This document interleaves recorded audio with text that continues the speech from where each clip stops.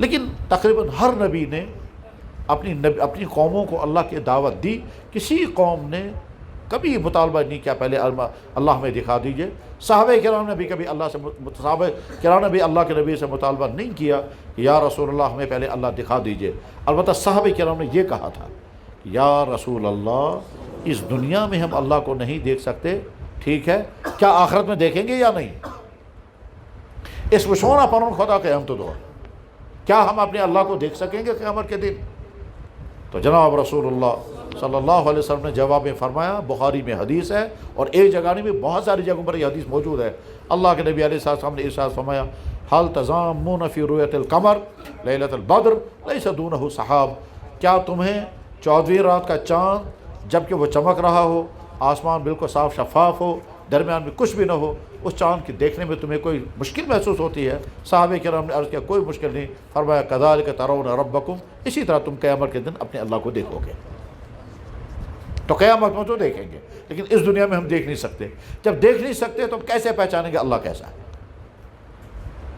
آخرت میں تو اللہ تعالیٰ شانہ جو کچھ بھی کہیں گے حساب لیں گے، کسی کو کیا کریں گے، کسی کو کیا کریں گے، کسی کو جہنم میں بھیجیں گے، کسی کو جنت میں بھیجیں گے، معاف کریں گے، وہ تو وہیں پتہ چلے گا. لیکن یہاں ہم کیسے سمجھیں گے ہمارا اللہ کیسا ہے؟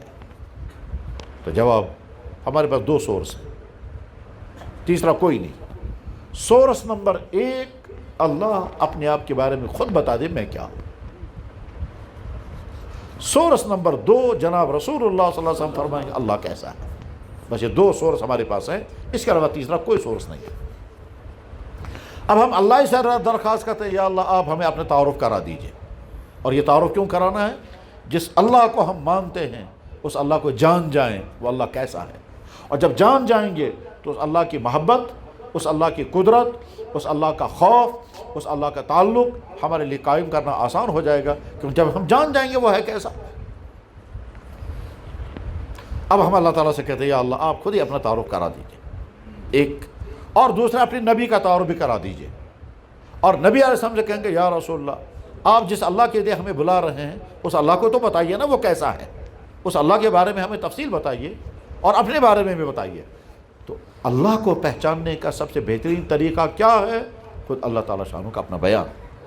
اور اللہ کے نبی کو پہچاننے کا سب سے بہترین طریقہ کیا ہے؟ کہ اللہ کے نبی اللہ کا بیان. اور اللہ کے نبی کا پہچاننے کا سب سے بہترین طریقہ کیا ہے؟ کہ اللہ کے نبی کا خود کا بیان. اور اللہ کے نبی کے پہچاننے کا دوسرا طریقہ کیا ہے؟ کہ اللہ جو اپنے نبی کے بارے میں کہے گا میرا نبی یہ وہی، اس سے بہتر تعارف دنیا میں کوئی نہیں کرا سکتا. اگر ایک مسلمان کے سامنے یہ سوال آتا ہے جناب تو چونا خدا مانا کننا، آپ اللہ کو مانتے ہو؟ ہم کہیں گے یقیناً مانتے ہیں. وہ کہے گا کیسا ہے خدا تعالیٰ؟ ہم کہیں گے اللہ نے اپنے بارے میں جو کہا وہی بتائیں گے. تب ہم شروع کرتے ہیں اللہ نے اپنے بارے میں کیا کیا کہا. ٹھیک ہے، سب سے پہلے کہا الحمدللہ رب العالمین، تمام تعریفیں اس اللہ کے لیے. اب اللہ اپنا تعارف کرا رہا ہے. انٹروڈکشن اللہ کیسا ہے تو اللہ کہہ رہے ہیں رب العالمین، کائنات کا رب. یہ تو ہوا ترجمہ، لیکن ترجمے سے تھوڑی پوری بات سمجھ میں آتی ہے. اس کی ڈیٹیل اگر تفصیل سے بیان کی جائے تو ہزاروں صفحات ہو جائیں گے اور ڈیٹیل ختم نہیں ہوگی. رب کہتے ہیں اس ذات کو جو ہر مخلوق کی ہر حالت کی ہر ضرورت کو پورا کر دے اس مخلوق کے مطالبے کے بغیر. غور سے سمجھتے رہیں. رب کہتے ہیں اس ذات کو جو ہر مخلوق کی ہر حالت میں جو اس کی ضرورتیں ہیں وہ ضرورتیں پوری کر دے اس کے مطالبے کے بغیر. اور ضرورتیں تبھی پورے کرے گا جب اس کے پاس سورسز ہوں گے. ضرورتیں تبھی پوری کرے گا جب وہ جانتا ہوگا. ضرورتیں تبھی پورا کرے گا جب وہ سمجھتا ہوگا کہ اس مخلوق کو یہ چاہیے میں دے دوں گا اس کو. اور ضرورتیں تبھی پورا کرے گا جب اس کے دل میں رحم ہوگا. اور ضرورتیں پوری تبھی کرے گا جب وہ طاقت رکھتا ہوگا. اس کے بعد سورسز ہوں گے، اس کے بعد رحم ہوگا، اس کے بعد جانتا ہوگا. اب دیکھیے ماں کے پیٹ میں بچہ سٹارٹ ہو گیا، کسی کو پتہ نہیں اس ماں کے پیٹ میں بچے کو کیا چاہیے. مرد کے جسم سے ایک قطرہ نکلا، اس کا نام سپرم. عورت کے جسم سے ایک خاص جگہ سے ایک اور قطرہ نکلا، اس کا نام ہے ایگ. مرد سے جسم مزدراو اک چیز سو گو لکوڈ. ذہن جسم مزدراو کچھ کہتا چیز سو گو ٹھول. گئے 10 میں جمع، یہ دونوں جمع ہو گئے ماں کے رحم میں. یہ ایک قطرہ ہے، ادھر سے دوسرا قطرہ ہے۔ اس کے بعد آگے اب نہ مرد کو پتہ ہے کیا ہوا اندر، نہ عورت کو پتہ ہے اندر کیا ہو رہا ہے، ٹھیک ہے؟ نہ وہاں کوئی میکینک، نہ کوئی مستری، نہ کوئی دکان، نہ سپیئر پارٹ کی دکان، نہ ہڈیوں کی دکان، نہ ناخنوں کی دکان، نہ نرو کی دکان، نہ آنکھوں کی دکان، نہ بالوں کی دکان، کچھ بھی نہیں ہے۔ نہ انجینئر، نہ آرکیٹیکٹ، نہ مستری، نہ میکینک، کوئی نہیں ہے اندر کوئی نہیں ہے، اور یہ انسان بننا سٹارٹ ہو گیا۔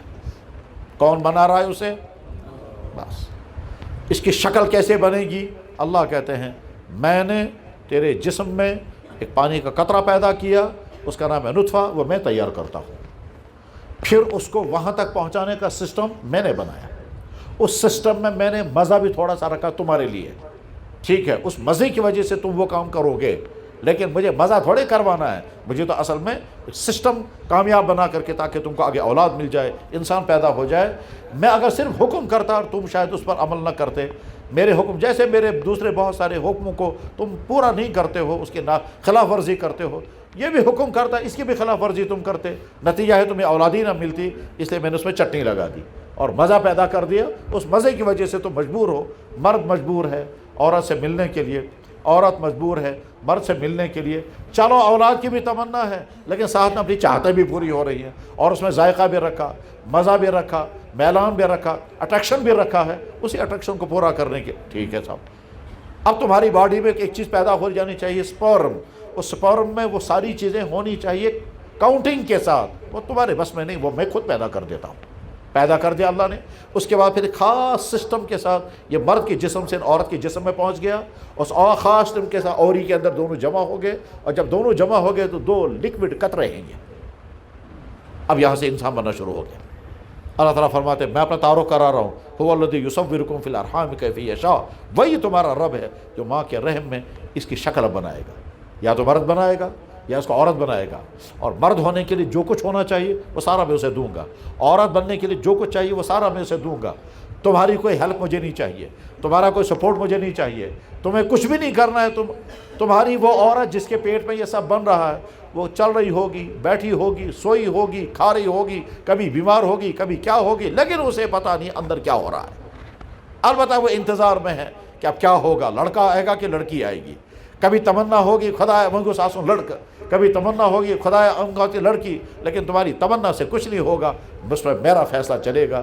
مجھے لڑکا دینا ہوگا تو وہی دوں گا، لڑکی دینی ہوگی تو وہی دوں گا، اس میں تم کچھ نہیں کر سکو گے۔ اور ہماری یہ سائنس پڑھنے والے زیادہ سمجھ سکتے ہیں کہ صاحب کروموزوم کی ساری تھیوری اللہ تعالیٰ شانو اپنی قدرت سے چلاتے ہیں، اور وہاں وائی ایکس اور ڈبل ایکس کا سسٹم سارا ہے، وہ سارا اللہ اپنی قدرت سے نظام چلاتے ہیں۔ ہم نے پڑھ لیا کہ کروموزوم کی تھیوری کی بیس پر ڈبل ایکس اور وائی ایکس کے نتیجے میں کبھی لڑکا بنتا ہے، کبھی لڑکی بنتی ہے، یہ تو ہم نے پڑھا اور پڑھایا بھی، اور ڈیٹیل میں ہم نے اس کو سمجھا، مگر اس کے پیچھے کام کرتے اللہ کی قدرت اور اللہ کا فیصلہ، ٹھیک ہے؟ اب یہ بچہ تیار ہو رہا ہے اندر، اس کو کیا کیا چاہیے کہ سب کچھ، اس کو ہڈیاں بھی ہونی چاہیے، اس کو سر ہونا چاہیے، آنکھیں ہونی چاہیے، ناک ہونے چاہیے، بال ہونے چاہیے، ناخن ہونے چاہیے، یہ سب کچھ ہونا چاہیے، اور صرف 9 مہینے کے اندر یہ سارا تیار ہو جاتا ہے۔ اور یہ جب دنیا میں آئے گا تو سیم تمام دنیا کے انسانوں کی طرح ویسا ہی ہوگا، لیکن دنیا کے تمام انسانوں کے سے ہٹ کر اس کی شکل ہوگی، اس کی شکل کسی انسان سے نہیں ملے گی، سب کے ساتھ اسی شکل ملے گی اور سب سے ڈیفرنٹ ہوگا۔ اگر ڈیفرنٹ نہیں ہوتا تو ہمیں تو روز جھگڑا ہو جائے گا، ہم کو پہچان میں نہیں آئے گا یہ میرا بیٹا ہے کہ بھائی کا بیٹا ہے کہ پڑوسوں کے بیٹا ہے، کیونکہ شکل ایک ہی جیسی ہے۔ ہم تو روز گھر جاتے وہاں پتہ ہی نہیں چلتا کہ جناب بیوی کون ہے اور بہن کون سی ہے، اور بیوی پریشان ہو جاتی یہ جو آدمی آ رہا ہے یہ میرا بھائی آ رہا ہے کہ میرا شوہر آ رہا ہے، کیونکہ شکلیں دونوں کی ایک ہی ہیں۔ لیکن اللہ نے کیا نظام بنایا، ہر ایک کی شکل الگ الگ بنا دی تاکہ تمہیں کبھی کنفیوژن نہ ہو جائے۔ صحیح ہے؟ کسی کی شکل کسی سے ملتی ہے؟ نہیں ملتی۔ سب کی شکلیں سیم ایک ہی جیسی ہیں؟ کہاں ایک جیسی ہیں؟ سب کی ایک ناک، 2 کان، 32 دانت، 2 ہونٹ، ایک چہرہ، 2 ہاتھ، 10 انگلیاں، 2 پاؤں، سب کی یہی ہے۔ میرے بھائی اس کا مطلب کیا ہوا؟ سارے کے سارے انسان سیم اور سارے کے سارے انسان ڈفرینٹ۔ ہر انسان دوسرے انسان سے ملتا جلتا اور ہر انسان دوسرے انسان الگ۔ اللہ فرماتے میں یہ ہوں، سمجھ میں آ رہا ہے کہ جی یا اللہ سمجھ میں آ رہا ہے۔ اور جب انسان بچہ باہر آ گیا، باہر آنے کے بعد اللہ تعالیٰ فرماتے ہیں نحن خلقناکم، میں نے تمہیں پیدا کیا، فلولا تصدقون، تو کیا چون سمجھ جوان، تم کیوں مانتے نہیں ہو؟ میں نے تمہیں پیدا کیا ماں کے رحم میں نے وہ سارا سسٹم چلایا. اس سارے سسٹم چلانے کے لیے میں نے مرد کی باڈی کے اندر ایک چیز پیدا کی، عورت کی باڈی کے اندر دوسری چیز پیدا کی، پھر مرد کی باڈی کے اندر ایک کیفیت پیدا کی. اس کیفیت کے پیدا ہونے کے بعد ان کا آپس میں یہ جو ہے سیکشول ریلیشن قائم ہوئے، اور ملنے کے بعد پھر اس کے جسم سے ایک چیز ایک خاص ترتیب کے مطابق اندر چلی گئی. اور میں نے ٹائمنگ ایسی سیٹ کی کہ ادھر سے ایگ آنا چاہیے، ادھر سے سپرم آنا چاہیے تو بچہ بنے گا. اگر سپرم آ جاتا اور ایگ نہ ہوتا تو بچہ نہیں بنتا، اور اگر ایگ آ جاتا اور سپرم نہ ہوتا تب بھی بچہ نہیں بنتا. میں ٹائمنگ کی سیٹنگ ایسی کر دیتا ہوں اور تمہارے بس میں کچھ نہیں ہوگا، وہ سارا میرے کنٹرول میں ہے. بے شمار لوگ ان کا حال یہ ہے جناب ٹیسٹ سارے ٹھیک ہیں، مرد بھی ٹھیک ہے، عورتیں بھی ٹھیک ہے، اولاد ہی نہیں ہے. کیوں اولاد نہیں کہتا؟ ڈاکٹر چھوڑا ایشن سمجھیون کیا ایشن بچہ سورے کیوں ٹھیک سب کچھ ٹھیک ہے. تو جواب ہے وہ تو اللہ کا فیصلہ جب آئے گا تب ہوگا. اب اللہ تعالیٰ سے تعارف کراتے ہیں، میں یہ کر رہا ہوں. آگے دنیا میں آنے کے بعد اللہ تعالیٰ فرماتے ہیں اور سنو آگے. اب تم دنیا میں آگے تمہیں کیا چاہیے تھا؟ کہ تمہیں چاہیے تھا غذا، لیکن غذا تم کھا نہیں سکتے، چبا نہیں سکتے. تمہارا ڈائجسٹو سسٹم اتنا مضبوط نہیں ہے کہ تم ہضم کر سکو گے. لہذا میں نے تمہارے لیے غذا کا ایک خاص انتظام کیا، اور وہ خاص انتظام تم خود نہیں کر سکتے تھے. وہ خاص انتظام میں نے کیا، تیری ماں کی چھاتی میں دودھ پیدا کر دیا. حالانکہ عورت کے جسم میں کوئی ملک پلاٹ نہیں لگا، کوئی دودھ کی فیکٹری نہیں لگی اندر، نہ اندر کوئی دودھ بنانے کی نئی مشین لگ گئی. وہی ہماری ماں بہن ہے، وہی ہماری بیٹی ہے، وہی ہماری بیوی ہے، وہی غذائیں آج تک کھا رہی تھی. نئی کوئی چیز اس نے کھائی نہیں. نیا کوئی جناب والا نیا کوئی یونٹ نہیں لگا وہاں کہ آج تک یونٹ دودھ بنانے کا یونٹ تھا نہیں وہاں. اب چونکہ دودھ کی ضرورت ہے لہذا ہم اس فیکٹری میں دودھ بنانے کا ایک یونٹ میں لگا، ایسا کچھ نہیں ہے. لیکن ماں کی چھاتی سے دودھ سٹارٹ ہو گیا. اور اتنا بیلنسڈ دودھ دنیا کے تمام بچوں کی دودھ بنانے والی فیکٹریاں ویسا دودھ بنا ہی نہیں سکتی. تمام دودھ بنانے والی فیکٹریاں اعلان کرتی ہے ماں کی دودھ کے برابر یہ دودھ نہیں ہے. کیوں نہیں ہے؟ اس کی وجہ ہے، وہ ڈیٹیل میں نہیں سمجھا سکتا، اس میں دیر لگے گی لیکن نہیں بنا سکیں گے. اس میں ایک چیز زیادہ کرتے ہیں دوسری پریشانی ہو جاتی ہے. دودھ کو اگر دودھ میں اگر زیادہ چیزیں جمع کر دیں گے تو بچے کو پیٹ میں درد ہوگا، اور جب دودھ میں کم کر دیتے ہیں ٹھیک ہے نا تو ماں کے دودھ کے برابر پاورفل نہیں رہتا. دنیا میں سب سے پتلا دودھ عورت کا ہوتا ہے، اور دنیا میں سب سے طاقتور دودھ عورت کا ہی ہوتا ہے. اتنا طاقتور دودھ نہ اونٹنی کا، نہ گائے کا، نہ بھیڑ کا، نہ بکری کا، نہ شیرنی کا، نہ کچھ کسی کا بھی نہیں. جتنی پاور. اور وہ کیوں ہے؟ اللہ تعالیٰ شان ہو، اس بچے کو مجھے تیار کرنا ہے، اس کے لیے مجھے ایسا ہی دودھ تیار کرنا ہے. ٹھیک ہے صاحب آ گیا دودھ، بہت اچھا، لیکن ابھی تو مسئلہ ہی حل نہیں ہوا. بہت بڑا مسئلہ بھی ہے. کیا صاحب؟ یہ بچہ خود دودھ چوسنا چاہیے. وہ چوسے گا نہیں تو اس کے پیٹ میں دودھ کیسے پہنچے گا؟ اب آ گیا بچہ، تو اگر اللہ تعالیٰ فرمائیں گے چلو دودھ میں نے پیدا کر دیا، بچے کو بولو چوسو. اب ہم بچے کو سنائیں گے بیٹا آپ کو بھوک لگی ہے نا، آپ ذرا چوسو خود. وہ بیٹا سنے گا ہی نہیں، وہ سمجھے گا ہی نہیں. جناب والا ہم نہ واز کے ذریعے، نہ تقریر کے ذریعے، نہ پھونک مار کر، نہ لیکچر کے ذریعے. ہمارا ٹیچر، ہمارا لیکچرار بہترین لیکچر دیتا ہے لیکن اس بچے کو لیکچر بھی کارگر نہیں ہوگا. ہمارا مولانا صاحب، ہمارے واعظ صاحب بہترین واز کرتے ہیں، تقریر کرتے ہیں، لیکن یہاں وہ بھی نہیں کارگر ہوگا.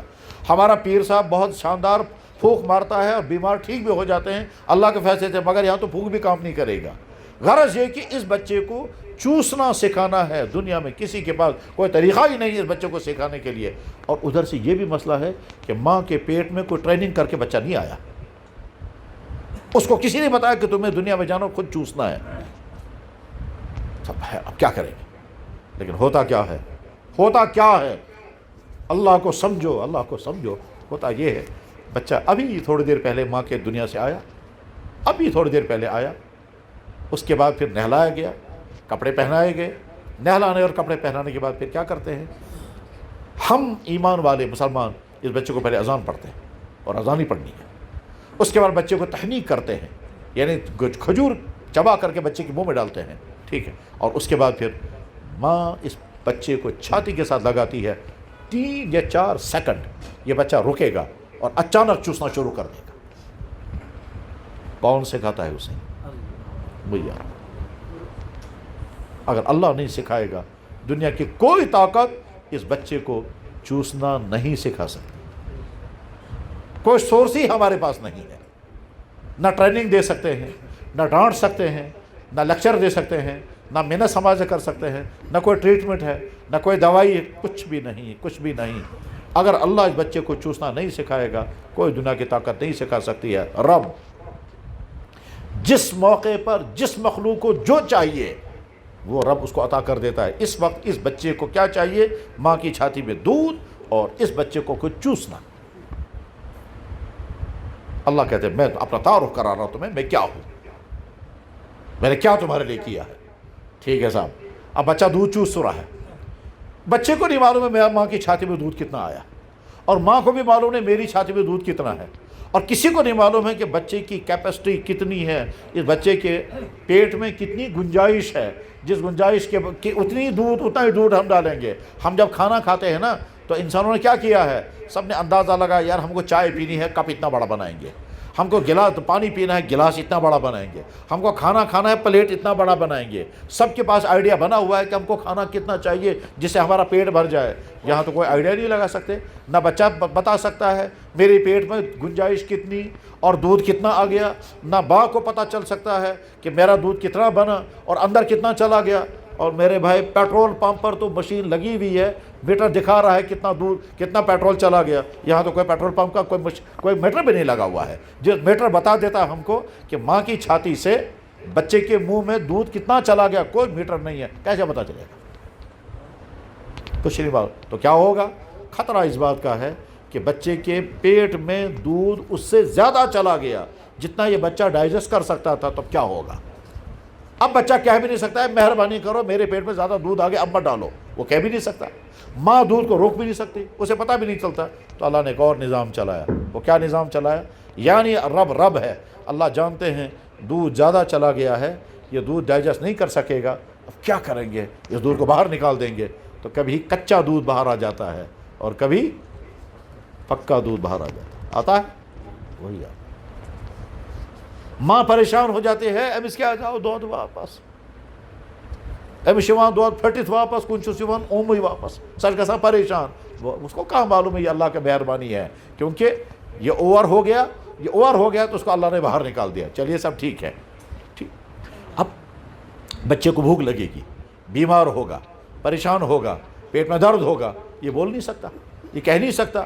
ماں کو کیسے پتہ چلے گا کہ میرا بچہ بیمار ہے، اس کو بھوک لگی ہے، یا رات کو سویا ہوا تھا اس نے پیشاب کیا ہے، وہ الگ سوری پڑی ہے، اس کو کیا پتہ ہے میرے بچے کا مسئلہ کیا ہے؟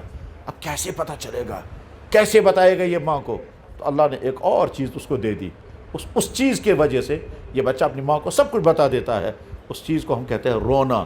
تو بچہ اچانک پیں پیں شروع کر دے گا اور ماں جاگ جائے گی کیا بات ہوگی.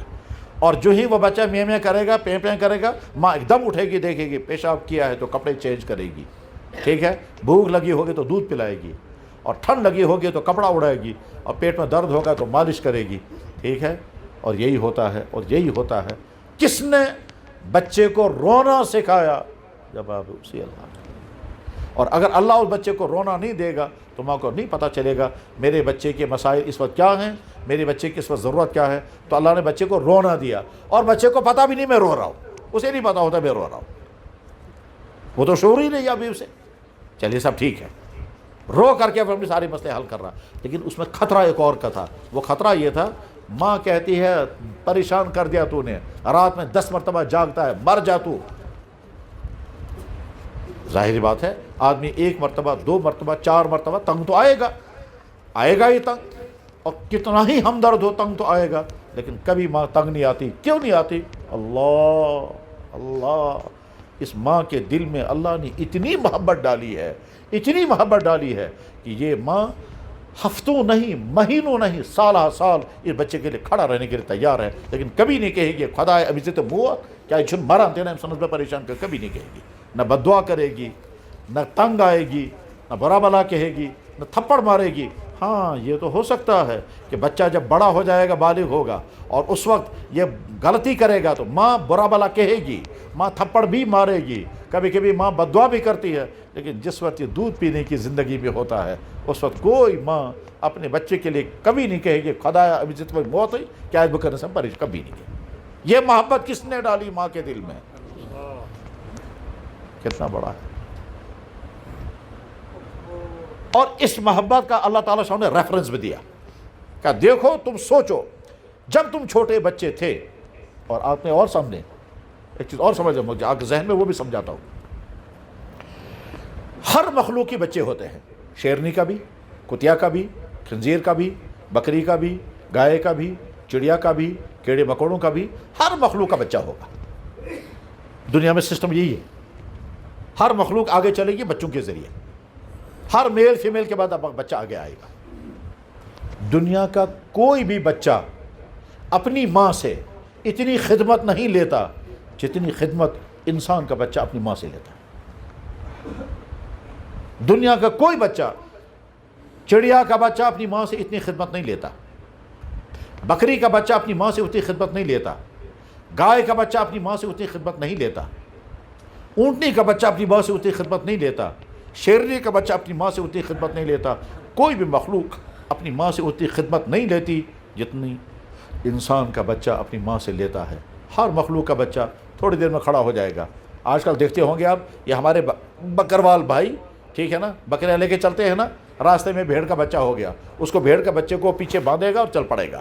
ٹھیک ہے, 2-4 میل تک چلتا رہے گا, تب تک وہ بچہ جو ہے وہ ٹھیک ستا ہے, پھر سڑک پر ڈال دے گا, دوڑنے لگے گا. اتنا ہی ہوتا.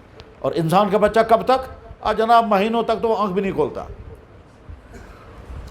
انسان کا بچہ جتنی اپنی ماں سے خدمت لیتا ہے اتنی خدمت کوئی نہیں لیتا ہے. اور ماں کے دل میں اللہ نے محبت ڈالی ہے, وہ کبھی نہ اکتائے گی, نہ تنگ آئے گی, نہ تھپڑ مارے گی, نہ گالیاں دے گی. بچہ بیمار ہے, تڑپ رہا ہے, ساری ساری رات روتا ہے, وہ ماں اس کو لے کر کے, او میرے جان, او میرا چاند, تو ٹھیک ہو جائے. یہ محبت جو ماں کے دل میں آئی ہے, یہ کس نے ڈالی ہے؟ اللہ.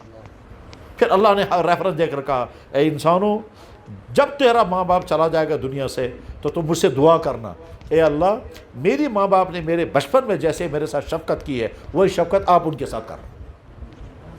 اور اللہ کے نبی نے دعا فرمائی, یا اللہ آپ میری حفاظت فرما, یا اللہ آپ میری حفاظت فرما. اور مثال کیا دی, یا اللہ جیسے ماں اپنے دودھ پیتے بچے کی حفاظت کرتی ہے, ایسے اے اللہ آپ میری ویسی حفاظت کریں. یہ مثال کون دے سکتا ہے؟ ٹھیک ہے صاحب.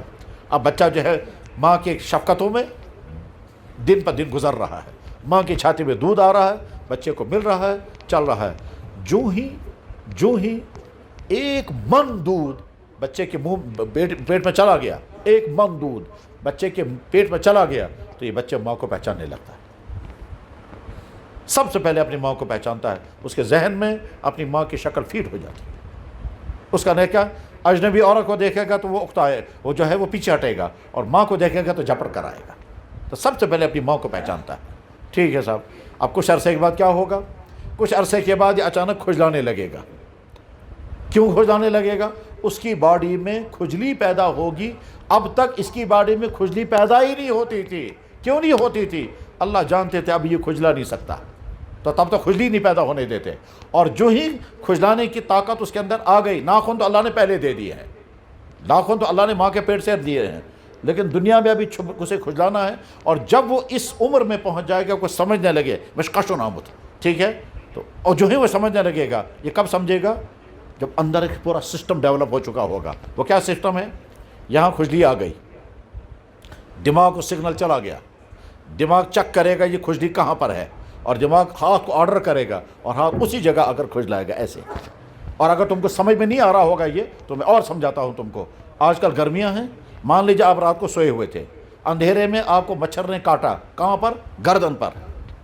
اندھیرے میں آپ نے مچھر نہیں دیکھا, آپ نے دیکھا نہیں, اس کی آواز نہیں سنی ہے, لیکن دماغ نے چیک کر لیا کسی دشمن نے حملہ کیا ہے یہاں پر. دماغ نے چیک کیا, اور چیک کرنے میں کبھی دماغ غلطی نہیں کرے گا, ٹھیک صحیح جگہ پر پہنچے گا کہاں ہے یہ. اس کے بعد دماغ ہاتھ کو آرڈر کرے گا, یہ ہاتھ کہاں ہوگا نیند میں کچھ پتہ نہیں, تمہیں نہیں معلوم ہے تمہارا ہاتھ کہاں پر ہے, لیکن دماغ آرڈر کرے گا فلاں جگہ پہنچ جاؤ. نیندی میں یہ ہاتھ اٹھے گا اور یہاں آ کر کے یہ کرے گا. آہا ہا ہا, پاچوتیس مزدار کشن یہ, ٹھیک ہے. کون چلا رہا ہے یہ سسٹم؟ وہی اللہ. جناب پاؤں پر کاٹا, دماغ کو سگنل چلا گیا, دماغ نے چیک کیا دشن کھور چھا کن کھور کھور, دائیں کہوں کو کا بائیں کو, دماغ صحیح کبھی غلطی نہیں کرے گا. اور دماغ صحیح بتا رہا ہے تو کہے گا بھائی ہاتھ تو وہاں پہنچ نہیں پائے گا کیونکہ ہاتھ نیچے، تو دماغ آرڈر کرے گا پاؤں کو اوپر چڑھ جا تو دماغ پاؤں اوپر آئے گا، یہاں سے ہاتھ کو کہے گا پہنچ جا نیچے، کرے گا ایسے ایسے ایسے، پھر دیکھے گا لحاظ کہاں، پھر میرے بھائی فَبِأَيِّ آلَاءِ رَبِّكُمَا تُكَذِّبَانِ وَكَأَيٍّ مِّن دَابَّةٍ لَا تَحْمِلُ رِزْقَهَا، اللہ کی قدرت کی نشانیاں قدم قدم پر موجود ہیں۔ ٹھیک، اب یہ بچہ چھوٹا بچہ ہے، اب یہ کھجلانے لگے گا تو کھجلائے گا ہر جگہ اپنی ناخن سے، اور ناخن اللہ نے تیز، دیکھا ہوگا بچے کے ناخن کتنے تیز ہوتے ہیں۔ اللہ اللہ، آپ کتنے بڑے ہیں، کیا یہ بچہ کھجلائے گا، بدن کے جہاں بھی اس کو کھجلانا ہوگا کھجلائے گا، یہاں پر بھی، چہرے پر بھی، سر میں بھی، لیکن جب آنکھ کو کھجلانا ہوگا کبھی ایسا نہیں کرے گا، بلکہ وہ ایسے کرتا ہے۔ یہ کون اسے سکھا رہا ہے؟ وہ کر سکتا تھا نا ایسے، یعنی جب پورے جسم کو وہ ناخنوں سے کھجلاتا ہے تو آنکھ کو ناخن سے کھجلانے سے اسے کون روک رہا ہے؟ پورے جسم کو وہ یہ کرتا ہے، اور جب ناخنوں کو تو ایسے کرے گا، آنکھوں کو یہ ایسے کون کرا رہا اسے، یہ ایسے کون سے روک رہا ہے؟ وہی ہے اللہ۔ ہر انسان کا تجربہ، جن کے گھروں میں بچے ہو دیکھنا اپنے بچوں کو، اور جن کی شادیاں نہیں ہوں، جب تم کو اولاد اللہ تعالیٰ عطا کرے گا تو دیکھنا اس تمہاری اولاد پر اللہ کی قدرتیں۔ اللہ فرما رہے میں ہوں، میں ہی تیرا رب، کس کس مرحلے پر تمہیں کیا چاہیے تو میں وہی دے رہا ہوں تمہیں۔ ٹھیک ہے صاحب، اب آگے چل کر اس بچے کو غذائیں چبانی ہیں، ٹھیک ہے چبانی ہے، اللہ تعالیٰ فرمائیں گے اب میں تجھے دانت دوں گا کیونکہ تجھے اب غذائیں چبانی ہیں۔ ہم کہیں گے یا اللہ دانت دینے تھے وہی ماں کے پیٹ میں دے دیے ہوتے، جب آپ نے وہاں سے ناخن دے دیے تو دانت پیدا کرنے میں کیا پریشانی تھی؟ کیا آپ کے خزانے میں کوئی کمی تھی؟ کہا میرا بیٹا، میرے بندے کمی کوئی نہیں، میں جب تیرے ناخن بنا سکتا تھا تو تیرے دانت کیوں نہیں بناتا؟ مگر مجھے معلوم تھا تجھے دنیا میں جا کر ابھی ماں کا دودھ چوسنا ہے، تجھے کوئی چیز چبانی نہیں ہے۔ اگر دانت دے کر میں تجھے بھیجتا، تیرے دانتوں کی وجہ سے تیری ممی کی چھاتی میں زخم لگ جاتا اور اس میں سے خون نکل کر تیرے پیٹ میں پہنچتا، تیرا ڈائجسٹو سسٹم فیل ہو جاتا، تو دودھ ہضم نہیں کر پا رہا تھا تو خون کہاں ہضم کر پاتا؟ اور جب تیری ماں کو بار بار تیرے دانتوں سے زخم لگتے پھر وہ ماں تجھے دودھ نہیں پلا پاتی تو نتیجہ ہوتا بہت بڑا، اس لیے میں نے تجھے بغیر دانتوں کے بھیجا۔ ٹھیک ہے یا اللہ، اب کیا کرنا ہے؟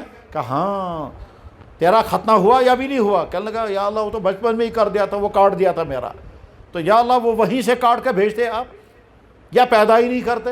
یا اللہ عجیب مسئلہ، آپ نے پیدا کر دیا، وہ کھال پیدا کر دی، پھر آ کر کہتے ہیں کاٹ دو، اور بڑی تکلیف ہوتی ہے اور ماں رونے لگتی ہے، اور اچھی مائیں جو ہے وہ کہتے ہیں میرے سامنے نہیں کرنا، وہ تو بھاگ جاتی ہے، مجھ سے برداشت نہیں ہوگا، میرا بچے کو جب کاٹو گے یہ اور وہ تڑپنے لگے گا، میں برداشت نہیں کر سکتی، کہ یا اللہ وہیں سے کاٹ بھیجتے تھے۔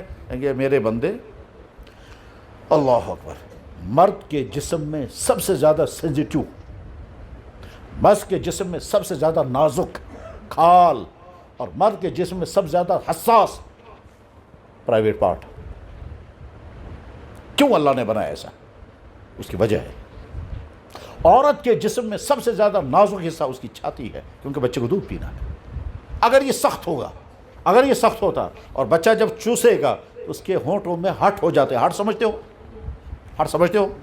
جب لکڑی، آپ لوگ جو لکڑی پھاڑتے ہوں گے نا، تو وہ جب پکڑتے ہیں نا ہاتھ میں تو ہاتھوں میں کیا ہو جاتا ہے؟ چھالے پڑ جاتے ہیں۔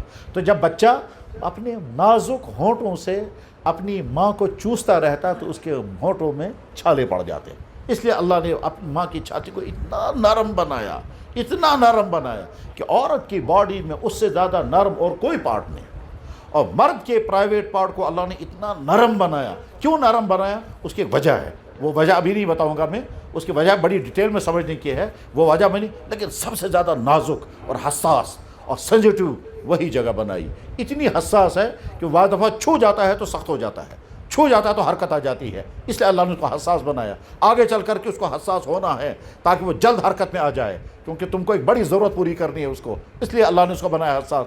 اس حساسیت میں خطرہ یہ تھا کہ ماں کے پیٹ میں اس کو انفیکشن ہو جاتا، کیونکہ وہاں مینسز کا خون ہے، اور مینسز کے خون سے بچہ تیار ہو رہا ہے۔ اس ماں کے پیٹ کے اندر اس کے اندر وہاں گندگیاں بھی ہو سکتی ہیں، گندا خون بھی ہو سکتا ہے، اس کو اللہ نے وہاں بچایا، اس کے لیے کور لگائے ہیں، اور اتنے شاندار کور ہیں کہ اندر کوئی چیز جائے، لیکن پھر بھی خطرہ تھا کہ یہ جو پرائیویٹ پارٹ ہے، اس پرائیویٹ پارٹ کے اندر ایک سوراخ ہے، وہ سوراخ بند نہیں ہو جانا چاہیے، اسی سوراخ سے پیشاب باہر آنا ہے، اور اسی سوراخ سے سیمن آئندہ چل کر کے باہر نکلے گا، لہذا وہ سوراخ جو ہے وہ بند نہیں ہو جانا چاہیے۔ اس سوراخ کو بند سے بچانے کے لیے اوپر سے کور لگایا، اور کور لگا کر کے اب دنیا میں آ گیا۔ مکی کھائی ہوگی نا تم لوگوں نے، مکی پر اوپر سے کور ہوتا ہے، اگر کور نہیں ہوگا تو مکی بنے گی، وہ تو مکی بن ہی نہیں سکتی۔ اور یہ بھی پتہ نہیں ہوگا مکی بنتی کیسے ہے۔ مکی کا پودا، اسی میں میل بھی ہے، اسی میں فیمیل بھی ہے، اسی میں مرد بھی ہے، اسی میں بیوی بھی ہے اس کی۔ وہ میل فیمیل ایک ہی درخت میں کہاں ہے؟ جواب ہے وہ مکی کا پودا جو اوپر اٹھتا ہے تو اوپر سے ایسے گھوم جاتا ہے، جو ایسے کھل جاتا ہے نا، ایسے جو کھل جاتا ہے اس میں وہ جو تنکے جیسے کھل جاتے ہیں، ان میں ایک ایک دانہ لگا ہوگا، وہ دانہ مکی کا سپرم ہے۔ اور نیچے جہاں وہ بالوں والی ہوتی ہے وہ اس کی بیوی ہے، وہ سپرم وہاں سے اس بال پر گرے گا اور اس کے بعد مکی کے دانے بن جائیں گے۔ ایک ہی پودے میں نر اور مادہ، میل اور فیمیل دونوں ہیں۔ مچھلیوں میں بھی اللہ تعالیٰ نے ایسی قسم بنائی ہے۔ جانوروں میں تو بیل اور گائے الگ الگ ہیں، مردوں میں مرد اور عورتیں الگ الگ ہیں، میل فیمیل کا سسٹم، لیکن پودے میں، مکی کے پودے میں اللہ نے ایک ہی کے اندر میل اور فیمیل دونوں رکھے ہیں۔ اور ڈیٹیل میں سمجھا نہیں سکتا، اس کے لیے تو باٹنی پڑھنی پڑے گی، اور باٹنی اگر تم نے میں سے کسی نے پڑھی ہوگی تو سمجھ میں آ جائے گا، اور نہیں تو باٹنی کے وہاں کلاس میں لے کے جا کر اللہ میں تو کبھی کبھی سوچتا ہوں یا اللہ، یہ جتنے علم ہیں اگر یہ آپ کی قدرت کو سامنے رکھ کر کے لوگ پڑھیں گے آپ کو کتنے پہچانیں گے۔ باٹنی پڑھ کر اللہ کو پہچانو، اینیٹمی پڑھ کر اللہ کو پہچانو، زولوجی پڑھ کر کے جانوروں کی تھیوریاں پڑھ کر اللہ کو پہچانو، اور انسان کی باڈی کے ایک ایک پارٹ کی تھیوری پڑھ کر اللہ کو پہچانو، اللہ کی قدرتیں کیا کیا ہیں۔ اللہ اپنا تعارف کراتا ہے خود، ٹھیک ہے۔ اب اس بچوں کو کیا چاہیے؟ دانت۔ تو اللہ تعالیٰ ٹھیک اس ٹائم پر جب اس کا ڈائجسٹو سسٹم طاقتور ہو گیا، اب اس کو کیا چاہیے؟ دانت چاہیے، تو اللہ تعالیٰ دانت پیدا کرنا شروع کر دیتے ہیں۔ اگر اللہ تعالیٰ شانو دنیا میں اس بچے کو دانت پیدا نہ کریں تو دنیا کے سارے ڈینٹسٹ، سارے دانتوں کے ڈاکٹر مل کر کے دانت پیدا نہیں لگائیں گے، کیسے پیدا کیسے کریں گے؟ چلیے سب دانت بننے لگے، ٹھیک ہے۔ جس طرح سے ناخن بڑھتا ہے، کٹتا ہے، بڑھتا ہے، کٹتا ہے، ساری زندگی ناخن کاٹتے رہنا ہے، ٹھیک ہے نا۔ تو یا اللہ اس کو آپ وہیں سے روک دیں، یہ روز ہم کو کاٹنے پڑتے ہیں ہر ہفتے کے بعد۔ نہیں میرے بندے، اگر اس کے اندر میں نے بڑھنے کا سسٹم نہیں رکھا ہوگا، تم کھجلاتے کھجلاتے یہ ناخن گھس جائے گا، یہ ختم ہو جائے گا۔ اس لیے بڑھتا رہے گا، کٹتا رہے گا۔ مسئلہ تمہارا کٹنے کا نہیں، مسئلہ اس کا بڑھتے رہنا ہے، تبھی تم کھجلا سکو گے، ورنہ یہ تو گھس کر ختم ہو جائے گا، ٹھیک۔ اور میرے بندے تجھے نہیں پتا تھا اور کیا کیا چاہیے تھا تجھے، اب آگے چل کر جو ہی تو بالغ ہونے کے قریب ہوگا تو میں نیا سسٹم تیرے اندر پیدا کر دوں گا۔ وہ کیا ہے؟ تو میرے اندر سیکچول ہارمونز میں ڈیولپ کرنے لگوں گا، کیونکہ تجھے آگے بن کر مرد بننا ہے۔ اور جو ہی یہ سیکچول ہارمون ڈیولپ ہونے لگتے ہیں تو یہ لڑکا لڑکیوں کی طرف مائل ہوگا، اور لڑکیاں جو ہیں لڑکوں کی طرف مائل ہوں گے۔ اب تک یہ جانتا ہی نہیں تھا لڑکا کیا ہوتا ہے، لڑکی کیا ہوتی ہے۔ اب اچانک اس کے اندر خیالات پیدا ہو جائیں گے، اس کو مزہ آئے گا ان سے بات کرنے میں، ان کو دیکھنے میں، اس کو مزہ آئے گا ان کو دیکھنے میں۔ مجھے وہ نہیں بتانا اس وقت وہ جائز ہے ناجائز ہے، وہ تو جرم ہے، مگر میں سمجھا رہا ہوں اللہ کی قدرت۔ کیوں سمجھے؟ کہ اب میں تمہارے اندر یہ چیز پیدا کر رہا ہوں کیونکہ آگے چل کر کے تم کو میاں بیوی بن کر زندگی گزارنی ہے۔ یہ ہے ہمارا اللہ، ٹھیک ہے۔ اب اس بندے کو غذائیں کھانی ہیں کہ یا اللہ ٹھیک ہے اب غذائیں کھانی، اب کہ میرے بندے غذا کھاتے ہوئے تو تنگ نہیں آنا چاہیے، اس لیے میں نے پورا سسٹم بنایا ہے۔ نمبر 1، غذا کھانے کے لیے میں نے پورا کارخانہ سٹارٹ کر دیا۔ وہ کارخانہ کیا ہے؟ نمبر 1 تیرا ہاتھ ہے، اس سے تو یوں لقمہ اٹھاتا ہے۔ اگر یہ ہاتھ یہ انگلیوں والا نہ ہوتا، ٹھیک ہے، تم بیلچے سے اٹھاتے تو سارا چمچے سے کھاتے، ٹھیک ہے، تو ایسے اٹھاتے ہو، ایسے اور اس کے پیچھے نروس سسٹم کام کرتا ہے۔ اپنی مرضی کے مطابق ہم چیز کو پکڑتے ہیں، اٹھایا تم نے چیز کو، پہنچایا دانتوں تک، ادھر سے اللہ نے دانت پیدا کیا تو یوں کاٹتا ہے اسے، اور کاٹنے کے بعد پھر چیز سے کاٹنے کے لیے اللہ نے سامنے والے دانت رکھے، اور کرش کرنے کے لیے دائیں اور بائیں کے خطرناک دانت رکھے، اور ایسے خطرناک دانت رکھے کہ ہڈیوں کو بھی چبا دیتے ہیں، ٹھیک۔ بہت اچھا، ابھی میرے بندے ابھی کہاں سمجھ میں آئے گا تجھے اور کیا کیا ہے آگے۔ اب تمہیں یہ غذا چبانی ہے، اور چبانے کے لیے پورا سسٹم چاہیے. نمبر 1 کرش کرنے والے دانت چاہیے, وہ بھی میں نے تجھے دیے. اور یہ جو لقمہ ہے اس لقمے کو راؤنڈ لگ جانا چاہیے تاکہ تم پورے لقمے کو چبا سکو. یہ راؤنڈ ورنہ اگر راؤنڈ نہیں لگے گا تم ایک ہی جگہ اس کو چباتے رہو گے, باقی سارا جو ہے وہ چبائے بغیر رہے گا, یہ کٹے گا نہیں ہر جگہ کا. یہ سارا جو اس کا تو ایسا نا وہ چوٹ سے نہ کرن چوٹ چٹنی بناتے ہیں نا, اس کو جمع کرتے ہیں پھر کوٹتے ہیں, پھر جمع کرتے ہیں پھر کوٹتے ہیں. اب اگر یہ دانت چباتے رہیں گے اور لقمہ جو دائیں اور بائیں بیٹھا ہوا ہے, کچھ دانتوں کے اوپر کچھ دانتوں کے نیچے, اور جو حصہ وہاں آ رہا وہی چبایا جاتا رہے گا, تو سارا چبے گا نہیں. اس لیے اللہ نے نظام بنایا اس لقمے کو گھمانا ہے, اور گھمانے کے لیے اللہ نے زبان کو استعمال کیا. اس سے زبان دائیں سے بھی نکالتی ہے لقمے کو, بائیں سے بھی نکالتی ہے, اور دانتوں کے نیچے لاتی رہتی ہے, اور دانت اپنا کام چباتے رہتے ہیں. ٹھیک ہے نا. اور زبان خود کبھی دانت کے نیچے نہیں آتی ہے کبھی, اور اگر کبھی آئی ہوگی تو یاد ہوگا پھر کیا ہوا ہے. تو زبان کو یہ ٹریننگ کسی نے کرائی ہے؟ کسی نے. چلیے صاحب ابھی کچھ نہیں, ابھی تو اور آگے حقائق ہیں کہ جناب تمہارا یہ لقمہ تمہارے پیٹ میں جا ہی نہیں سکتا, اس کو پہلے لوشن ملانا ہے. اور وہ لوشن کیا ہے؟ منہ کے اندر اللہ تعالیٰ پانی پیدا کر دیتے ہیں, اور وہ 6 جگہ سے منہ کے اندر پانی نکلتا ہے, 6 جگہ سے. یہ جنہوں نے میڈیکل پڑھی ہوگی اور کوئی پڑھے لکھے لوگ ہوں گے وہ سمجھ جائیں گے کہ انسان کے منہ میں 6 جگہ سے پانی نکلتا ہے, اور وہ پانی جو ہے وہ اس لقمے کے اندر شامل ہو جاتا ہے, اور وہ بالکل ملائم بن جاتا ہے. ٹھیک ہے, لقمہ تیار ہو گیا.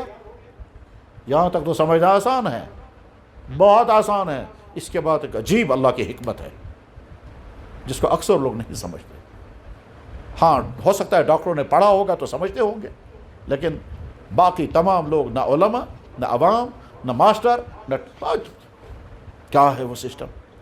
لقمہ جب تیار ہو جاتا ہے تو اس کے بعد پھر دماغ چیک کرتا ہے لقمہ تیار ہو چکا ہے.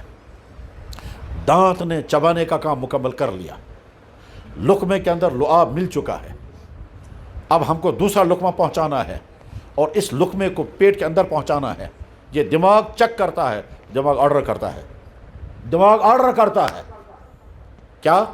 یہاں گلے کے نیچے جھٹکا لگتا ہے تو لقمہ نیچے اتر جائے گا. گلے کے نیچے جھٹکا لگے گا تب لقمہ نیچے اترے گا. اب تم سوچتے رہنا اور جاؤ اپنے گھر میں پانی, یہ میں لیتا ہوں پانی کا گلاس,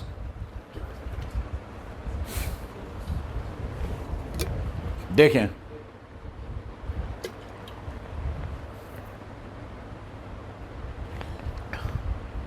یہ جھٹکا.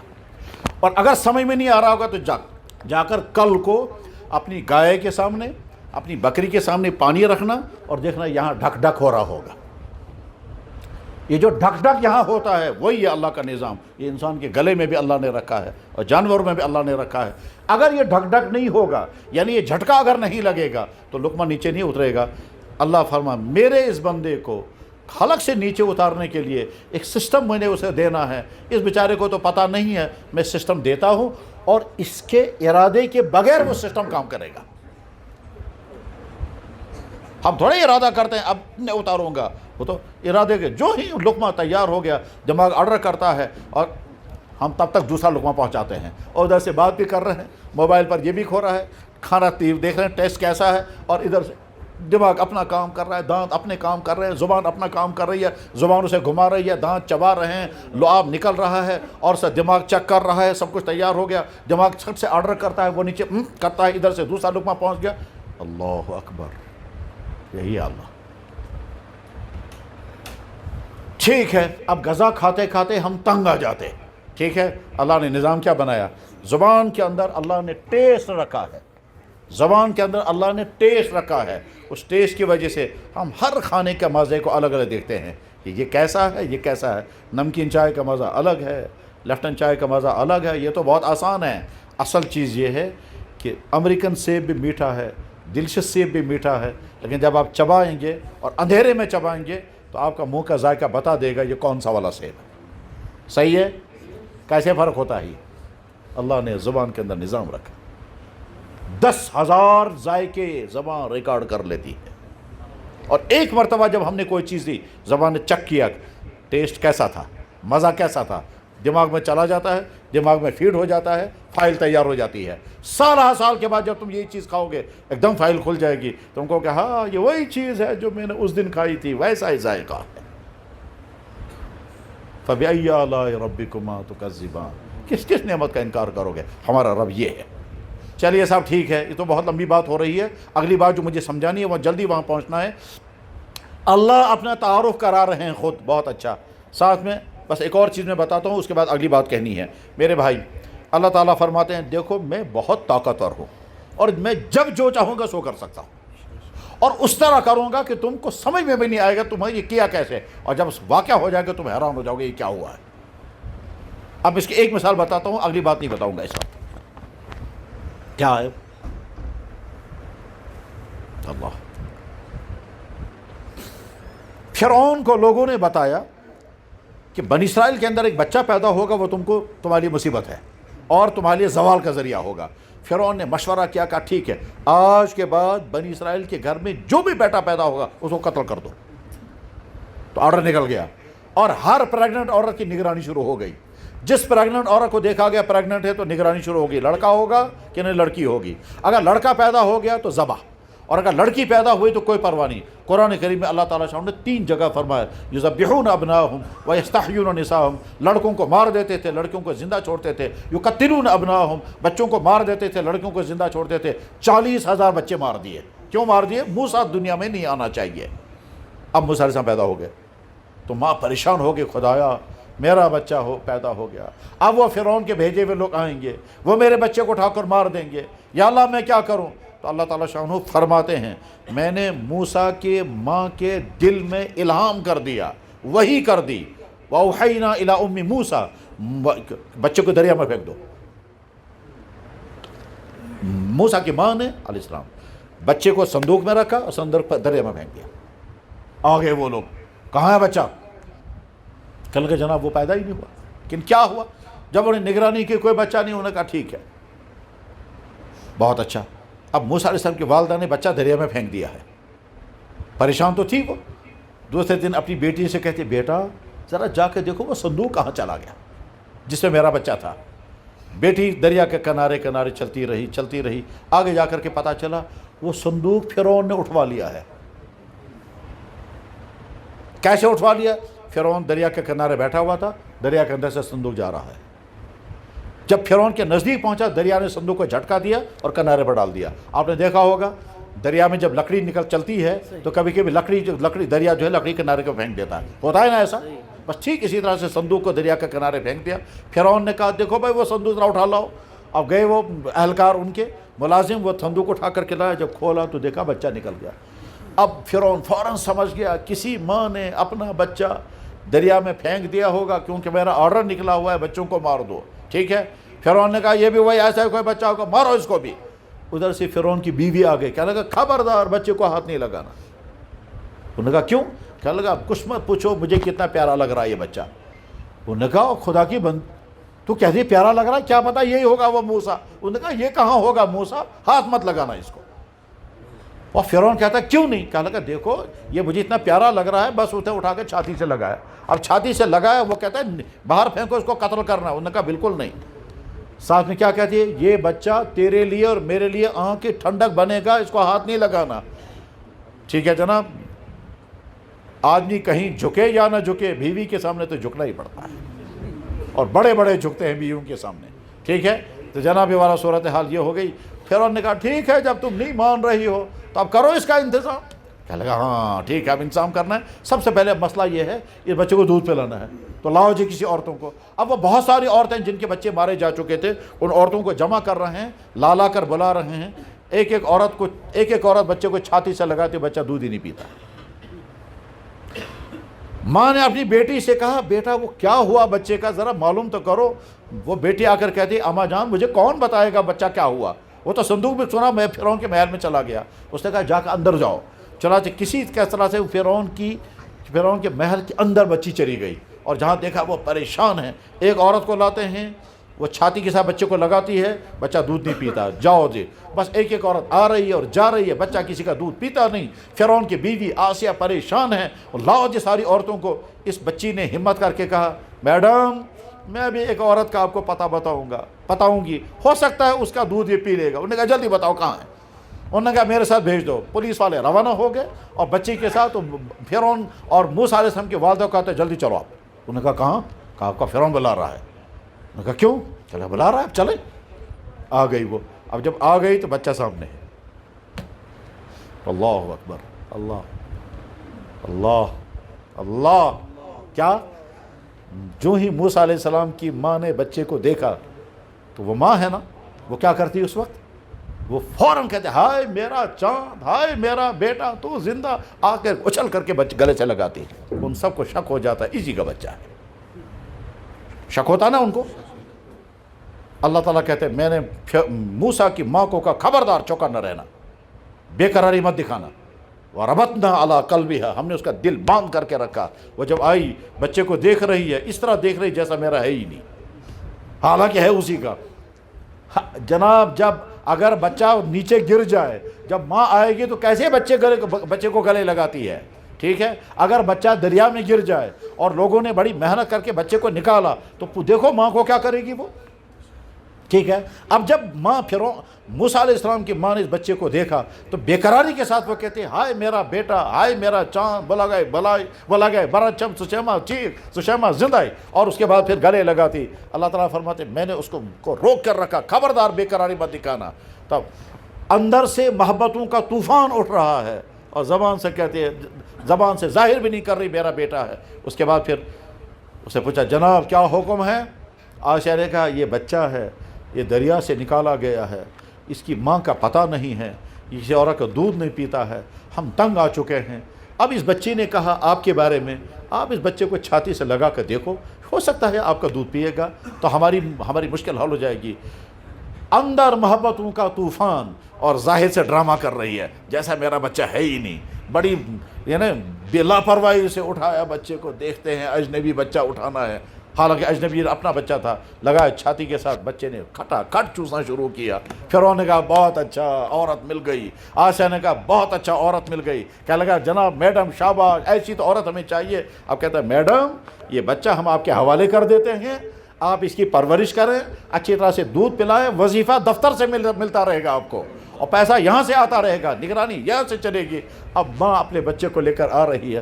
اللہ فرماتے ہیں میں نے موسیٰ کی حفاظت کرائی فرعون کے ذریعے سے، اور فرعون کہہ رہا ہے مارو سارے بچوں کو، سارے بچے مارے جا رہے ہیں تاکہ موسیٰ دنیا میں نہ آئے، اور موسیٰ کے لیے اللہ نے آرڈر نکلوایا اس کی حفاظت کرنا۔ اللہ اللہ، رحمتوں والا اللہ بھی میں نے دکھایا، اور طاقت والا اللہ یہ ہے۔ بس اب اور ڈیٹیل اس کی نہیں کرنی ہے، ابھی تو بہت کائنات، ابھی تو جب کائنات کو سمجھنے لگیں گے اور پھر یونیورس کو سمجھیں گے، اس کے بعد سولر سسٹم کو سمجھیں گے، اس کے بعد پھر زمین سے اگنے والا سارا نظام سمجھیں گے، پھر موسمیات کو سمجھیں گے، اور قدم قدم پر اللہ کی قدرتوں کے نشانیاں ہیں۔ اللہ تعالیٰ قرآن کریم میں اپنا تعارف کرتا ہے میرے بندوں میں ہوں یہ، تمہارے لیے میں نے غذائیں بنائی قسم قسم کی، تمہارے لیے میں نے پھل بنائے قسم قسم کے، جانور میں نے بنایا تمہارے لیے، ایک جانور تمہیں دودھ دے گا، ایک تمہیں گوشت دے گا، ایک تمہیں اون دے گا، ایک تمہیں سواری دے گا، سارے جانور میں نے بنائے، سارے جانور تم سے طاقتور ہے، تمہارے ماتحت ہے، ٹھیک؟ اب ہم سے اگر کوئی کہے گا بتاؤ جی اللہ کیسا ہے، تو ہم کہیں گے ہمارا اللہ یہ ہے، ٹھیک؟ اور اس کے بعد پھر اللہ کیسا ہے؟ اللہ فرما رہے ہیں میرے بندو مجھے ناراض مت کرنا، جن چیزوں سے میں نے منع کیا وہ مت کرنا، اور اگر تم نے کیا تو میں سخت سے سخت سزا دے سکتا ہوں، مگر اللہ کہتے ہیں مگر میں ارحم الراحمین بھی ہوں، اس لیے میں فوراً سزا نہیں دیتا۔ چنانچہ ہم میں سے کوئی شخص نہیں بتا سکتا ہم نے زندگی میں کتنی مرتبہ اللہ کو ناراض کیا ہوگا، لیکن اللہ نے کبھی ہم کو سزا نہیں دی۔ باپ دیکھتا ہے بیٹے کو بار بار غلطی کر رہا ہے، باپ ہی کہتا تو مر جا کہیں، تو میرا بیٹا ہی نہیں ہے، تو زندہ ہی کیوں ہوا، اور تیرا جیسا مجھے چاہیے ہی نہیں تھا، میں بغیر اولاد کے بہتر، مگر تیرا جیسا مجھے نہیں چاہیے تھا۔ اور وہی ماں جو ماں کہتی ہے میرا چاند میری جان، میں تجھ پر فدا، میں تجھ پر قربان، بلگائے رچ چھپی، لیکن بچہ بار بار غلطی کرتا ہے، وہی ماں کہتی ہے گوک اڑ سوٹی، گوئی کینسر، گوئی کیا تھا، ٹھیک؟ وہی ماں کہتی ہے تو مر جا کہیں، تجھے یہ ہو جائے، تجھے وہ ہو جائے، ٹھیک؟ کیونکہ ماں شفقتوں والی ماں جب دیکھتی ہے بچہ بار بار غلطی کرتا ہے وہ بھی غصے میں آ جاتی ہے، شفقتوں والا باپ کہتا ہے وہ بھی غصے میں آ جاتا ہے، شفقت کرنے والا شوہر اپنی بیوی کے لیے سارے تقاضے پورے کرتا ہے، لیکن بیوی غلطی کرتی ہے تو شوہر کہتا ہے مجھے رکھنا ہی نہیں ہے تجھے، تو مصیبت ہے تو دفع ہو جائے یہاں سے لیکن ہم اللہ کو ایک ایک دن میں نہ جانے کتنی مرتبہ ناراض کرتے ہوں گے۔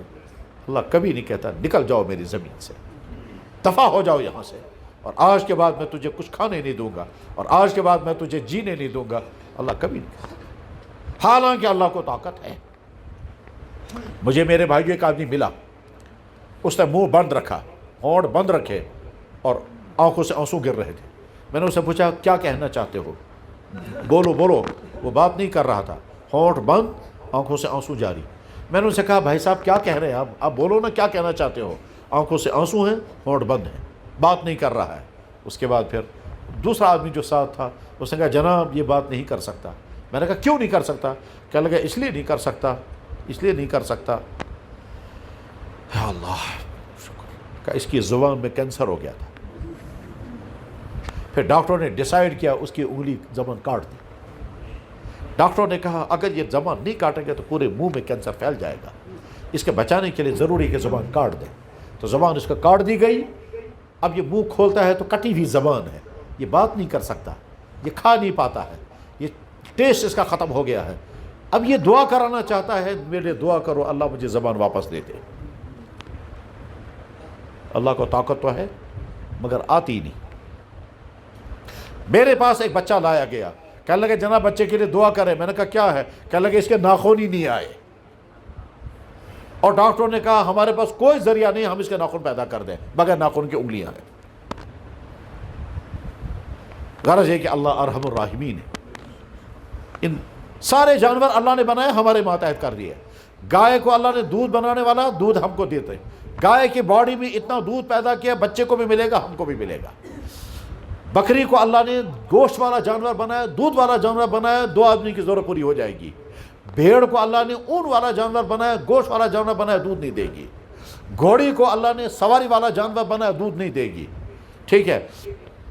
بیل کو اللہ نے جوتنے والا بنایا، دودھ نہیں دے گا۔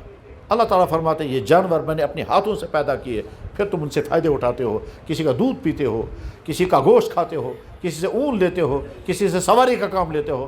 جانور میں نے بنائے، تم ان کے مالک ہو، وہی اللہ ہے۔ میرے بھائی جس اللہ نے ہمارے ساتھ یہ معاملہ کیا وہی اللہ کہتا ہے میرے بندو میں نے تمہارے لیے ایک نبی بھیجا ہے، وہ نبی رحمت للعالمین ہے، اور اتنا پیارا نبی ہے کہ تم کو اپنی اتنی محبت نہیں ہے جتنی محبت میرے نبی کو تمہاری ہے۔ تمہارا باپ اتنا تمہارا کیئر نہیں کرے گا جتنا میرا نبی تمہارے کیئر کرے گا۔ تم کو اپنی اللہ قرآن کریم میں اللہ تعالیٰ فرماتا النبی اولا بالمؤمنین من انفسہم، تمہاری جان کا تمہارے ذمہ اتنا حق نہیں ہے جتنا میرے نبی کا حق ہے، اور تم اپنی جان کی اتنی فکر نہیں کرو گے جتنا میرے نبی تمہاری فکر کرے گا۔ تمہارے پاؤں میں کانٹا چبھے گا، تمہیں پاؤں میں تکلیف ہوگی، میرا نبی تیرے پاؤں میں چبھنے والے کانٹے کی چبھن اپنے دل میں محسوس کرتا ہے، میری امتی کو کانٹا چبھ گیا۔ میرے بھائی یہ 15-20 منٹ یا آدھ پون گھنٹہ تھوڑا سا اللہ کا تعارف اور تھوڑا سا اللہ کے نبی کا تعارف۔ اللہ کے نبی کا تعارف تو کچھ بھی کیا 2 جملے بولیں گے، واللہ اللہ کا نبی، اللہ کو اتنی محبت اپنے نبی سے، ذرا سے بھی نبی کی تکلیف اللہ برداشت نہیں کرتے۔ اللہ کی شان میں کتنی گستاخی ہو جائے اللہ کو کوئی پرواہ نہیں، لیکن نبی کو ذرا سی تکلیف ہو جائے اللہ برداشت نہیں کرتے۔ جناب رسول اللہ صلی اللہ علیہ وسلم کا نکاح ہوا، آپ نے مناسب سمجھا صحابہ کرام کو دعوت کریں گے۔ اس زمانے میں ان دنوں میں اللہ کے نبی علیہ السلام کی مالی حالت بہت اچھی تھی، اس لیے صحابہ کرام کی دعوت کی اور سب کو کہا سب کو کھانا کھانے کے لیے آؤ، اور گوشت کا انتظام کیا اور روٹیوں کا انتظام کیا۔ 2 انتظام کیا اللہ کے نبی نے دعوت کے لیے۔ صحابہ آتے گئے، کھانا کھاتے گئے، دعوت تھی حضور کے گھر میں، ساروں نے کھا کر کے رخصت ہو گئے۔ آخر میں 2 یا 3 صحابی حضور کے گھر میں بیٹھے ہوئے ہیں، کھانا کھا کر انہوں نے سوچا بجائے اس کے کہ باہر نکل جائیں یہیں بیٹھے رہیں گے، چنانچہ وہ بیٹھے رہے۔ اللہ کے نبی علیہ السلام بھی تشریف فرما تھے، آپ نے سوچا میں تھک گیا ہوں صبح سے، اپنا کوئی ذاتی کام بھی تھا. اب یہ سارے کھا چکے ہیں, یہ 3 آدمی بیٹھے ہوئے ہیں, یہ کھا چکے ہیں, یہ اٹھ جاتے تو میں تھوڑا آرام کرتا, لیکن وہ اٹھے نہیں. اللہ کے نبی نے سوچا میں ان کو کہوں گا اٹھ جاؤ, کمرہ خالی کر دو, آپ لوگ کھانا کھا چکے ہیں, اللہ کے حوالے نہیں سے خدا ہے سوال, ٹھیک چھا. مگر اللہ کے نبی نے کہا نہیں, کہہ نہیں پائے, کیونکہ رحمت للعالمین. میں کیسے کہوں گا جناب کمرہ خالی کر دو نکل جاؤ, اس لیے اللہ کے نبی کہہ نہیں پائے. ان کی سمجھ میں بھی نہیں آیا کہ ہمیں اٹھ جانا چاہیے, وہ بیٹھے رہے. حضور سوچتے رہے, یہ خود ہی اٹھ جاتے تو بہت اچھا تھا. میں کہہ پاؤں گا نہیں کہہ سکوں گا, مناسب بھی میرا کہنا نہیں رہے گا, اس لیے انتظار کیا.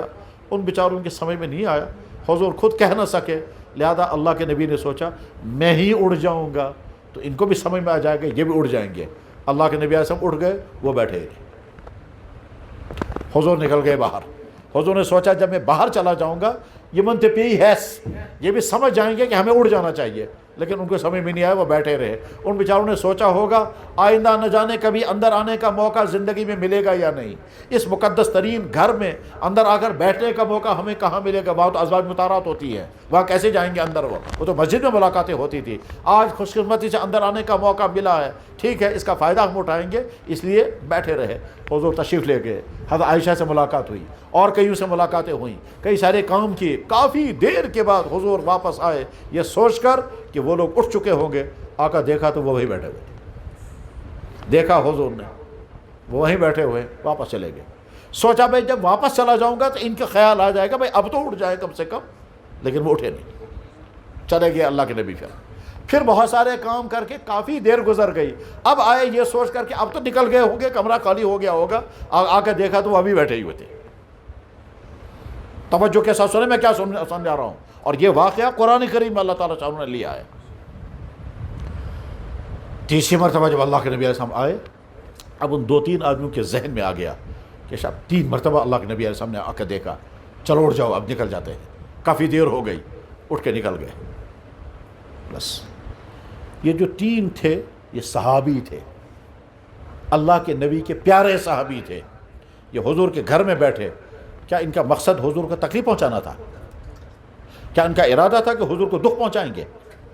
کیا اللہ کے نبی نے ان کو کہا تھا اٹھ جاؤ پھر بھی نہیں اٹھے اور نافرمانی کی؟ کیا ایسا ہوا؟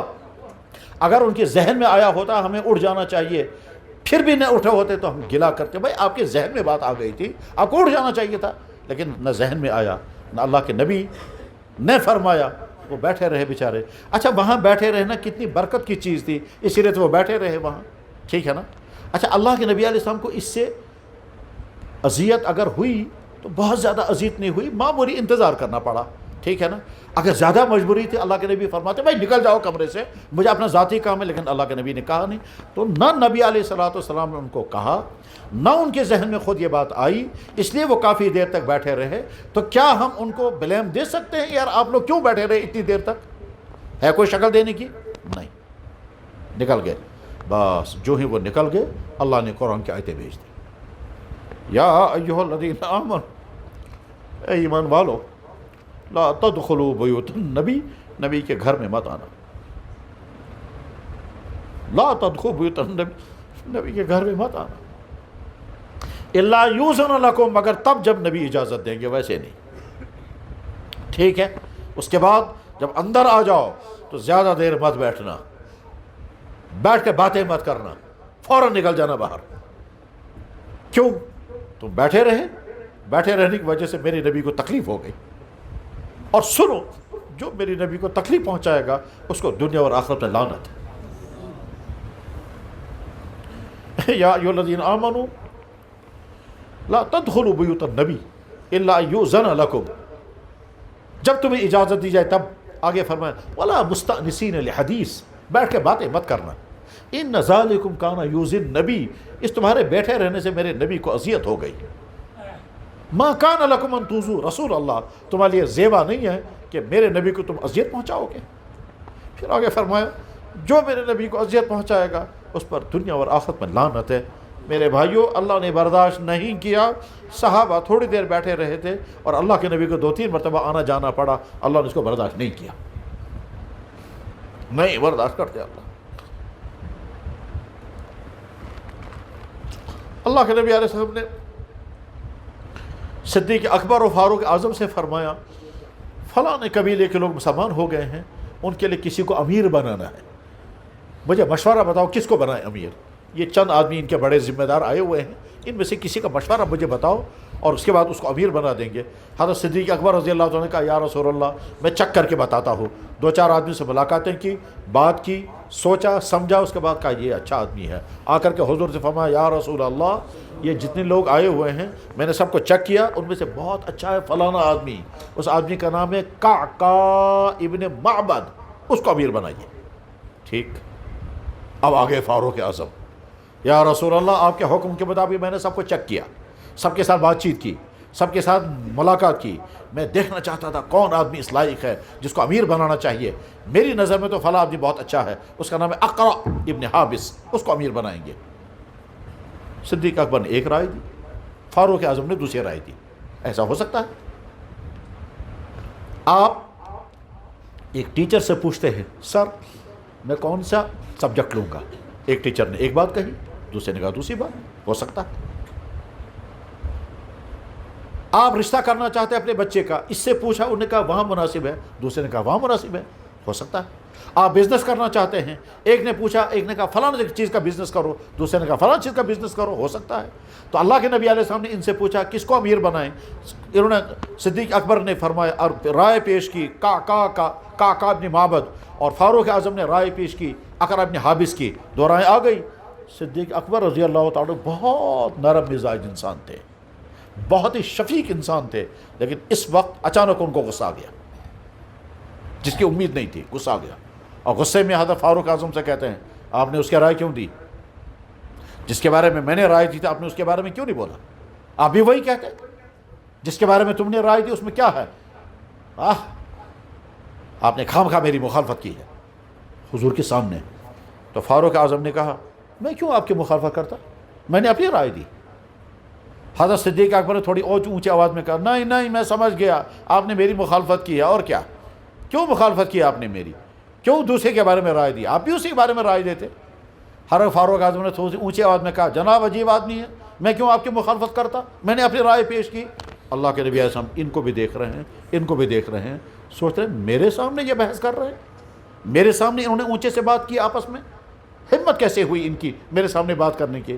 لیکن اللہ کے نبی رحمت للعالمین آپ نے کچھ نہیں فرمایا، یہ نہیں فرمایا ابو بکر تم کیوں تم نے زور سے بولا، فاروق اعظم سے کہتے تم کیوں جواب دے رہے ہو، لیکن کچھ نہیں فرمایا، رحمت للعالمین خاموش۔ صدیق اکبر نے کہا ما اردت الا خلافی، بخاری میں حدیث ہے یہ۔ فاروق اعظم نے کہا ما اردت خلافک، بس یہ 2 جملے بولے ہیں، لیکن تھوڑی اونچی آواز میں بس۔ اس کے بعد آپ علیہ السلام نے کوئی فیصلہ ان کے سامنے نہیں کیا، اب آپ جاؤ میں خود ہی فیصلہ کروں گا۔ یہ لوگ ادھر کو نکل گئے، قرآن کی آیت نازل ہو گئی۔ اللہ فرما رہے ہیں اے ایمان والو خبردار نبی کے سامنے اونچی آواز میں بات مت کرنا، خبردار نبی کے سامنے اونچی آواز میں بات مت کرنا۔ یا ایھا الذین آمنوا لا ترفعوا اصواتکم فوق صوت النبی، اے ایمان والو نبی کے سامنے آواز اونچی مت کرنا، جتنی نبی کی آواز اونچی اس سے زیادہ اونچی آواز مت کرنا۔ ولا تجہروا لہ بالقول کجہر بعضکم لبعض، اور آگے اللہ تعالیٰ فرماتے ہیں ان تحبط اعمالکم، تمہارے اعمال ہم ختم کر دیں گے۔ میرے بھائی کس کے بارے میں؟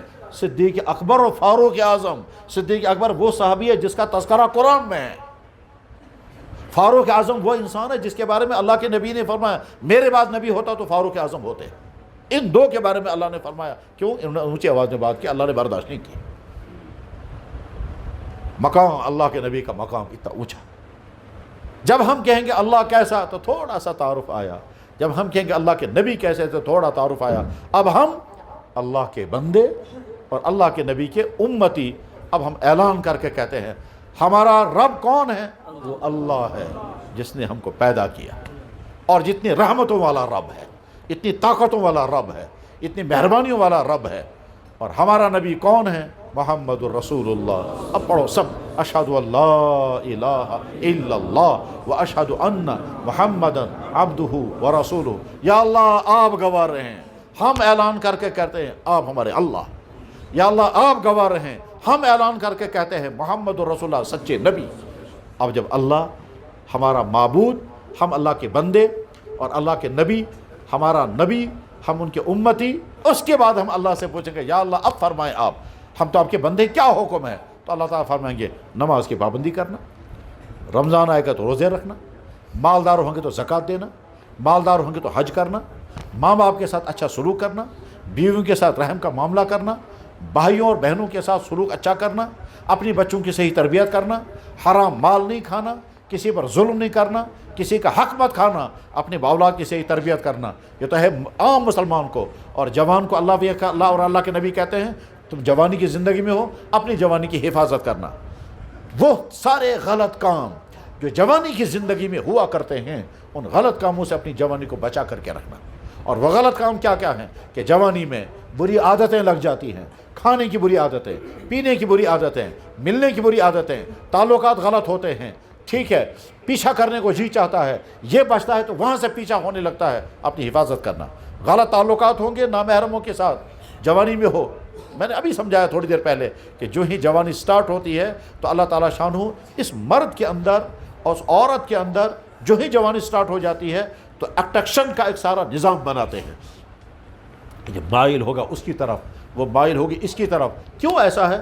آگے چل کر کے تم کو نکاح کرنا ہے، شادیاں کرنی ہیں، میاں بیوی بن کر تم کو زندگی گزارنی ہے، تم کو اس کے ساتھ رہنا ہے، اس کو تمہارے ساتھ رہنا ہے، اس کے لیے اللہ تعالیٰ شانہ تیاری کرتے ہیں۔ تو فرماتے ہیں دیکھو تیاری جس کام کے لیے میں کر رہا ہوں اس کا وقت سے پہلے تم استعمال مت کرنا۔ تمہیں محبتیں کر دکھانی ہے نکاح کے بعد، نکاح سے پہلے نہیں۔ تمہیں کسی کو کہنا ہے میں تیرے بغیر جی نہیں سکتا، ہاں نکاح کے بعد کہنا جی نہیں سکتا تیرے بغیر، نکاح سے پہلے۔ نکاح کے بعد تو لڑتے رہیں گے، نکاح سے پہلے کہیں گے میں تیرے بغیر جن نہیں سکتا، اور نکاح کے بعد تو کہیں گے دوڑی بھی نہیں دوں گا۔ نکاح سے پہلے کیا کہتے ہیں؟ میں تیرے لیے چاند تارے توڑ کر لاؤں گا۔ آج تک تو کوئی چاند تارے توڑ کر نہیں لایا۔ ٹھیک میرے بھائی، جو نکاح کے بعد کرنا ہے وہ نکاح کے بعد کرنا، جتنی محبتیں دکھانی ہیں، جتنے پیار دکھانے ہیں، جتنا خوش کرنا ہے نکاح کے بعد کرو۔ لیکن نکاح کے بعد تو لڑیں گے آپس میں، ٹھیک ہے، اور نکاح سے پہلے دونوں ایک دوسرے کے لیے کہتے ہیں میں تیرے بغیر، مجھے نہ تیرے بغیر نیند ہے، نہ سکون ہے، نہ خوشیاں ہیں، نہ کچھ ہے۔ ہاں نکاح کے بعد جب ہو جائیں گے پھر لڑتے رہیں گے۔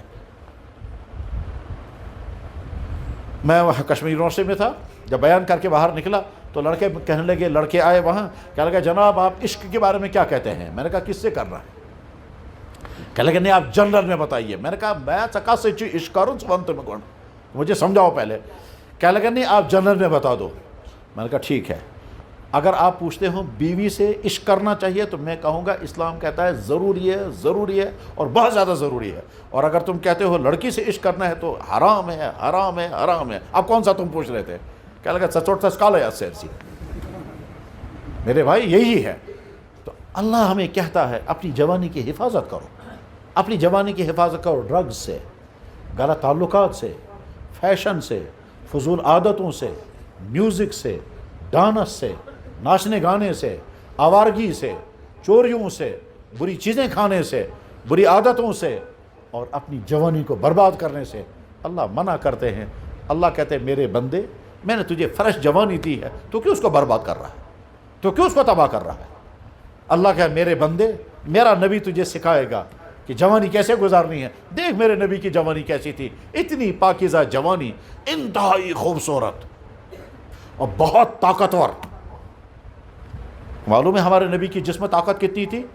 جناب رسول اللہ صلی اللہ علیہ وسلم کے جسم میں 3000 مردوں کی طاقت تھی۔ کہاں سے پتہ چلا؟ جواب حدیث۔ کہاں ہے حدیث؟ جواب بخاری شریف میں۔ حدیث کیا ہے؟ حضرت انس بن مالک کہتے ہیں کہ اللہ کے نبی علیہ السلام کی جسم میں 100 جنت کے مردوں کی طاقت، 300 جنت کے مردوں کی طاقت تھی۔ اللہ کے نبی کے جسم میں 300 جنتی مردوں کی طاقت تھی، اور جنت میں ایک مرد کے جسم میں 100 مردوں کے برابر طاقت ہوگی۔ دنیا میں 100 مردوں کے جسم میں جتنی طاقت ہوتی ہے جہاں، وہاں جنت میں ایک مرد کے اندر اتنی طاقت ہوگی، ٹھیک ہے۔ اسی لیے ایک ایک دن میں ہزاروں مرتبہ وہ آپس میں میاں بیوی ملیں گے، اور کوئی کمزوری، کوئی تھکاوٹ نہیں آئے گی، اتنی طاقت اللہ نے دی ہوگی وہاں جنت میں، ٹھیک ہے۔ تو ایک مرد میں، جنت کے ایک مرد میں 100 مردوں کی جیسی طاقت۔ جب اللہ کے نبی کے جسم میں جنت کے 300 مردوں کے برابر طاقت ہے تو حضور کے جسم میں کتنی طاقت ہو گئی؟ 3000 مردوں کی طاقت حضور کے جسم میں تھی۔ اور خوبصورت، اس دنیا میں ان سے زیادہ خوبصورت کوئی نہیں۔ دنیا میں سب سے خوبصورت آنکھیں محمد رسول اللہ کی، دنیا میں سب سے خوبصورت بال محمد رسول اللہ کے، دنیا میں سب سے خوبصورت دانت محمد رسول اللہ کے، دنیا میں سب سے خوبصورت قد محمد رسول اللہ کا دنیا میں سب سے ہر چیز آپ کی خوبصورت تھی، یعنی اللہ نے جتنی آنکھیں دنیا بنائی ان آنکھوں میں سب سے خوبصورت آنکھ اپنی نبی کو دی۔ اللہ نے جتنی ناکیں دنیا میں بنائی اب سب سے خوبصورت ناک اپنی نبی کو دی۔ دنیا میں جتنے دانت اللہ نے بنائے سب سے خوبصورت دانت اللہ نے اپنی نبی کو دیے۔ اللہ نے جتنے جسم بنائے مردوں کے ان میں سب سے خوبصورت جسم اللہ کے نبی کے ہر چیز اس کائنات میں کوالٹی نمبر 1۔ لیکن جوانی میں آپ نے کوئی داغ لگنے نہیں، نہ باپ کی نگرانی، نہ ماں کی نگرانی، نہ بھائی کی نگرانی، نہ باپ ہے، نہ ماں ہے، نہ دادا ہے، نہ بھائی ہے، نہ بہن ہے، اکیلے محمد رسول اللہ، اکیلے محمد رسول اللہ، کوئی نگرانی کرنے والا نہیں ہے۔ لیکن آپ نے اپنی جوانی کو کوئی داغ لگنے نہیں دیا۔ میرے نوجوان بھائیوں، تمہارے لیے نمونہ محمد رسول اللہ، تمہارے لیے رول ماڈل محمد رسول اللہ، تمہارے لیے رول ماڈل کرکٹر نہیں، فٹ بالر نہیں، اور فلمی ہیرو اور ہیروئن نہیں ہے، تمہارے لیے رول ماڈل ہے محمد رسول اللہ کی مقدس جوانی۔ اللہ کیا ہیں، اللہ کے نبی کیا ہیں، تھوڑا سا تعارف میں نے کرایا، بہت تھوڑا سا میں نے پہلے کہا تھا، اس مختصر وقت میں کچھ نہیں ہو سکتا۔ بس آخری چیز، اب ہمارے لیے میسیج کیا ہے؟ ہمارے لیے میسیج یہ ہے، جس اللہ کی قدرتیں اور رحمتیں اور محبتیں ہمارے لیے اتنی ہیں، اس اللہ کے ہم وفادار بندے بنیں گے، اور جس اللہ نے ہمارے ساتھ اتنے رحمتوں کا معاملہ کیا ہے اس اللہ کو ہم ناراض نہیں کریں گے۔ اور اگر ہم نے آج تک ناراض کیا ہوگا تو مایوس نہیں ہونا۔ کیوں نہیں مایوس ہونا؟ اللہ کہتے ہیں میرے بندے میں تھوڑے تیرے ماں باپ کی طرح ہوں، تجھے ایک ہی دن میں نکال دیں گے۔ تو نے آج تک کتنی مرتبہ مجھے ناراض کیا، میں نے تیرے خلاف کبھی ایکشن نہیں لیا، میں ارحم الراحمین ہوں۔ اللہ تعالیٰ شاہ اپنے بارے میں کہتے ہیں تمہارے رب نے اپنے لیے لازم کیا ہے کہ بندوں پر رحم کرنا اگر ان سے غلطی ہو جائے۔ کتب ربکم تہن خدایان کتب لکھت ہومت پانس آرڈر رحم کر جو بندن، اپنے بندوں پر رحم کرنا اگر ان سے غلطی ہو جائے۔ ہمارا رب وہ رحم کرنے والا ہے، اور ہم اچھی طرح سے یا اللہ جو چیزیں آپ نے ہم پہ لازم کی ہے ہم اس پر عمل کریں گے، اور جو چیزیں آپ نے منع کی ہے یا اللہ ہم تو ڈاکٹر کے کہنے سے حلال چیزوں کو چھوڑ دیتے ہیں، جب آپ ہمیں کسی چیز سے منع کریں گے ہم کیوں نہیں سے چھوڑیں گے؟ یا اللہ ہمیں بتائیے کیا کیا چیز منع ہے۔ تو بس ہر آدمی اپنے اللہ سے پوچھے یا اللہ مجھے بتائیں کون کون سی چیز منع ہے۔ ہر آدمی اپنی نبی سے کہے یا رسول اللہ میں آپ کا امتی ہوں، آپ مجھے حکم کریں، میری گردن آپ کے سامنے پیش ہے، میرے دل میں سب سے زیادہ آپ کی محبت ہے، میں اپنی نفس کی بات نہیں آپ کی بات مانوں گا، میں اپنی بیوی کی بات نہیں آپ کی بات مانوں گا، میں اپنے ماں باپ کی بات نہیں آپ کی بات مانوں گا، میں کسی انسان کی بات آپ کے مقابلے میں نہیں مان سکتا، میں تو آپ کا امتی ہوں۔ ایک طرف سے میرا نفس کہے گا یہ کرو، آپ کہیں گا وہ کرو، میں وہ کروں گا جو آپ کہیں گے، میں اپنے نفس کی بات نہیں کروں۔ میری سوسائٹی کہے گی یہ کرو، آپ کہیں گے یہ کرو، میں وہ کروں گا جو آپ کہیں گے، میں سوسائٹی کی بات نہیں مانوں گا۔ میں سوسائٹی کا امتی نہیں، میں دوست کا امتی نہیں، میں فیشن والوں کا امتی نہیں، میں فوڈلاروں کا امتی نہیں، میں فالوور آپ کا ہوں، میں آپ کی بات مانوں گا۔ اور کیوں مانوں گا؟ اس لیے کہ مجھے معلوم ہے آپ نے جو کرنے کو کہا اس میں خیر ہے، اور آپ نے جس سے بچنے کو کہا اس میں بھی خیر ہے۔ کیا کہا اللہ کے نبی نے؟ جب پیدا ہو جاؤ گے تو کٹ کر دو، ختم نہ کرو۔ اے اللہ بڑی تکلیف ہوتی ہے، آپ کے نبی نے کیوں ہم کو یہ کروایا؟ جہاں میرے بندے اسی سے پوچھو، اور وہ نہیں ملیں گے تم کو تو اپنے ڈاکٹروں سے آج پوچھو۔ ڈاکٹروں نے آج آ کر کے کہا مرد کے پرائیویٹ پارٹ پر کینسر ہونے کا بہت بڑا خطرہ ہے اگر ختنہ نہیں کرو گے، اور ختنہ سے کرو گے تو کینسر سے بچ جاؤ گے۔ اس لیے آج جب کینسر کا ڈاٹا بنتا ہے تو مسلمان مردوں کے پرائیویٹ پارٹ پر کینسر 0%، اور باقی تمام قوموں میں کینسر بہت زیادہ۔ وجہ ہے کہ مسلمانوں کا ختنہ ہوا۔ آج پتہ چلا اللہ کے نبی نے ہم کو ختنہ کیوں کرایا۔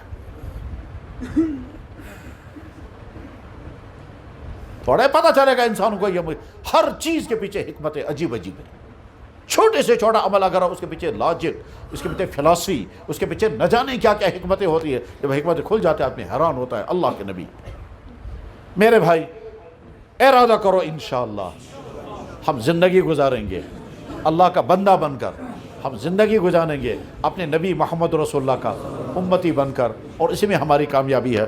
وآخر دعوانا ان الحمد للہ رب العالمین برحمتک یا ارحم الراحمین آمین۔ سب دو زانوں بیٹھو، درود شریف پڑھو۔